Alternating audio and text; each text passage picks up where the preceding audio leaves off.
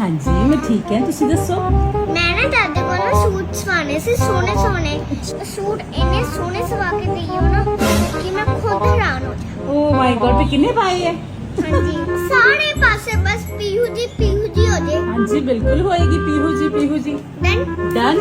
ਅਗਰ ਪੀਹੂ ਜੀ ਹੋਏਗੀ ਤਾਂ ਹੀ ਪਨੀਰ ਕ੍ਰੀਏਸ਼ਨ ਹੋਏਗੀ।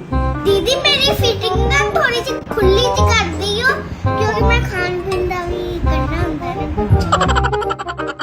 ਬਾਕੀ ਟ੍ਰੇਨਰ ਵਾਂਗੂ ਤੁਸੀਂ ਟਾਈਮ ਨਾ ਲਈਓ, ਛੇਤੀ ਮੈਨੂੰ ਸੂਟ ਫੜਾ ਦਿਓ। ਠੀਕ ਹੈ, ਤੁਹਾਡੇ ਸੂਟ ਪਹਿਲੇ ਦਵਾਂਗੇ, ਤੁਹਾਨੂੰ ਟਰਾਈ ਕਰਾਵਾਂਗੇ ਕਿ ਪੀਹੂ ਨੂੰ ਕੋਈ ਪ੍ਰੋਬਲਮ ਨਾ ਹੋਵੇ ਉੱਥੇ ਜਾ ਕੇ ਵਿਆਹ 'ਚ। ਚੰਗਾ ਦੀਦੀ ਮੈਂ ਚੱਲਦੀ। ਦੀਦੀ ਤੁਸੀਂ ਜਿਹੜੇ ਕਲਰ ਦਾ ਸੂਟ ਸਿਓਗੇ ਨਾ ਉਹਦੇ ਕਲਰ ਦਾ ਮੈਨੂੰ ਪਰਸ ਦਿਓ। ਪੱਕਾ ਡਨ। ਠੀਕ ਹੈ, ਬਾਏ।